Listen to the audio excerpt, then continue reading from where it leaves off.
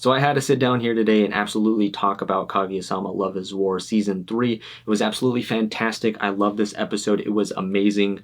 And in my opinion, it was the best episode of the season so far, which says a lot because this season in particular has just been amazing. It's been the best season, I think, in my opinion, too, so far as well. But, you know, it's just right from the jump, the season started with amazing comedic episodes. I feel like they've just mastered comedy at this point, but let me jump away from that and get on topic with this episode in particular.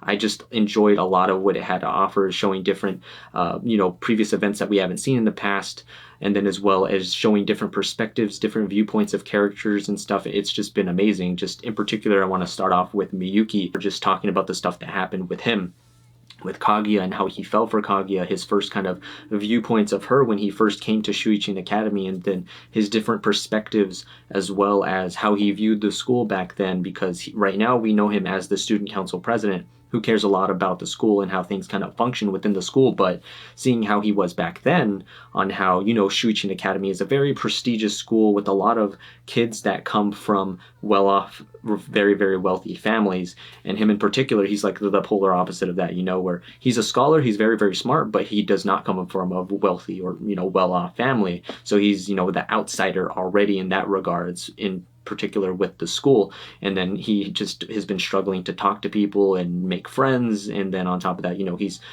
different from them in that regards with not being wealthy, and he just thinks that these kids are very entitled and snotty and different things of that nature. So you can tell he's very, very bitter at the kids, but at the same time kind of disappointed in himself and stuff, and very frustrated at the whole situation. But this is where we meet the former student council president, and it kind of kicks off a little bit as to what happens with Miyuki and him kind of being affiliated with the student council and stuff. So, this guy comes into play and, wants to kind of recruit him into the student council. He sees the potential in him being a scholar and very, very smart. He's heard about him and things like that.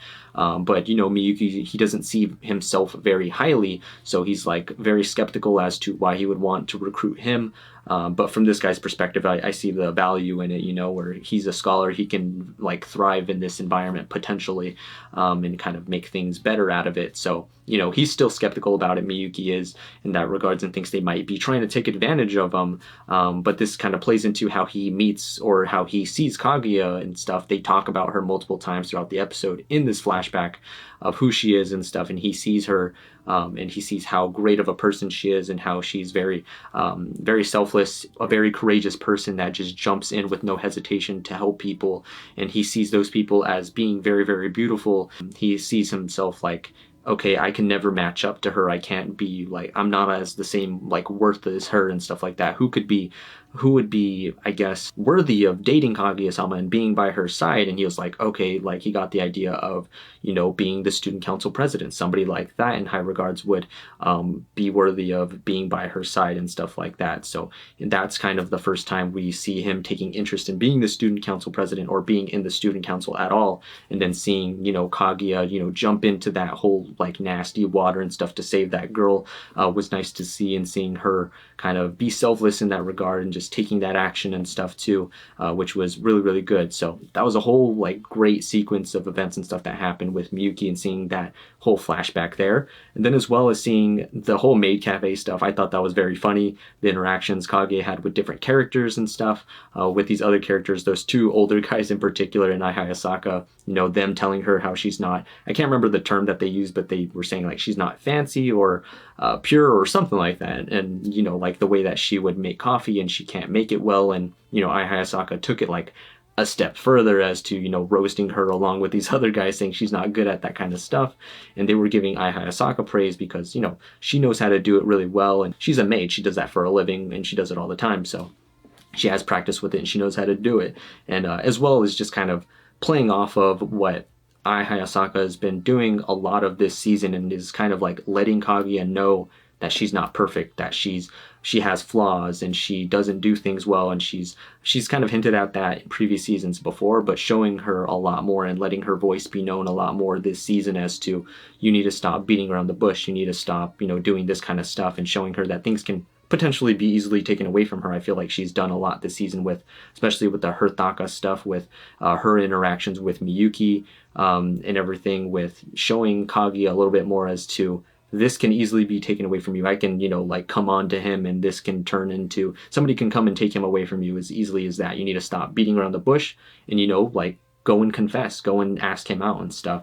But a lot of different things with Ai Hayasaka and just different funny moments with her too, with how she kind of flips the script and like changes personalities a little bit, how she she goes from the very serious monotone voice and speaking and everything with Kaguya or just other characters, and then she'll flip the script and then start talking like very enthusiastically and very lightly and being like, oh yeah, Kaguya, you're so funny, and just like all kinds of stuff. Just what she did in this episode, I always think those moments are really funny from her, and I think she's been a big bright point of this season so far, getting a little bit more insight as to how her mindset is and what she feels. And I feel like a lot of the moments with her and Kaguya have been very like intense in some moments, but still I feel like they do still care for each other, of course.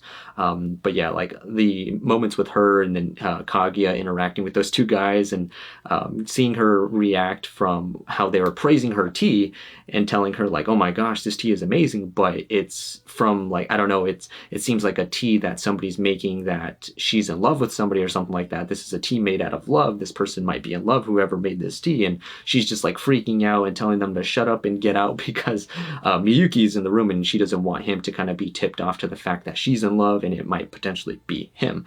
So that was a really like funny sequence of moments that happened there.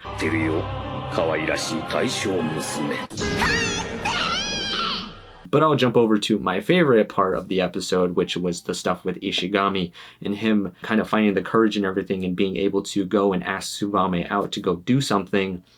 And just seeing the different character interactions with him and Maki, and then the other girl Nagisa, and the other guy that Nagisa's dating, I believe his name is Tsubasa. But seeing the different shift and things that are happening with Ishigami, seeing all the support that he's gotten from Maki, from Kaguya, we've seen it. Kaguya has been like the main driver and the main one that's been there by his side, supporting him in his, wanting to build up the courage to ask Tsubame out and how to do it, and different things of that nature, or to build up his confidence and make him feel better about himself. And then Maki coming in there too, making him feel better about the situation. Like, if it doesn't go well, then I'll go with you. Like kind of being nice in that regard. And he was like, yeah, she's really nice, she's been really cool to me, and Miyuki too. And just seeing how we went from Ishigami being very, very to himself, he wouldn't really talk too much to people outside of the student council, other than Kaguya, Miyuki, Chika, and then Miko Ino a little bit too. But going from that, not speaking to many people outside of the student council and always playing games and stuff, being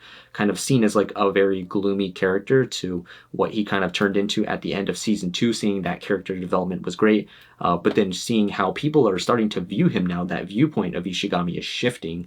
We're seeing that Maki sees the good in him as a person. We're seeing that the girl Nagisa that was there too, that's dating Tsubasa, we're seeing that like she sees the good in him too, even though they haven't interacted that much. But she's like, hey, like, do you want to be friends? Like, she could see the good in him and like sees maybe not the benefit, but like how it could be nice to be friends with this guy.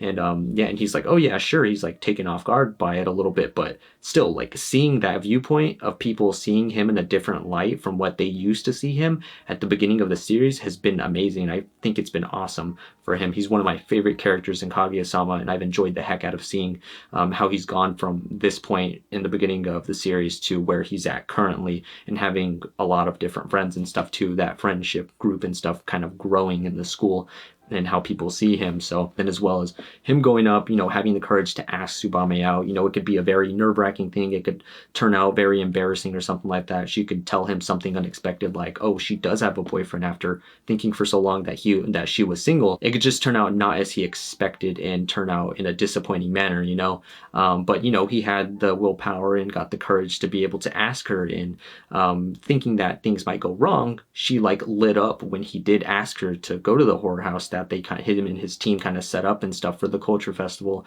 She said yeah, and she was super happy about it. And then Ishigami reacted in the same way. He was so excited that she said yes and that she took interest in it and was like, yeah, let's go ahead and stuff. So that was the end of that, and I'm just super excited to see what's going to happen in the future episodes with Kaguya potentially confessing to Miyuki, or Miyuki potentially confessing to Kaguya, because he's going to be leaving after, you know, this whole stuff kind of transpires and everything. He's going to be studying abroad apparently, or trying to do that, and then as well as seeing Ishigami and Tsubame potentially go into the whorehouse, see what happens with it, see how that plays out, and him actually confessing or something like that, and seeing what her reaction might be and her response might be. Maybe they end up dating. Maybe it doesn't end in the way that he wants it to end up. So we'll see what happens with that stuff too. I believe the next episode is going to focus a little bit on Kaguya and somebody else being maybe messed with by the first year students like Miko Ino and some other character and stuff, which should be funny, but still at the same time I'm looking forward to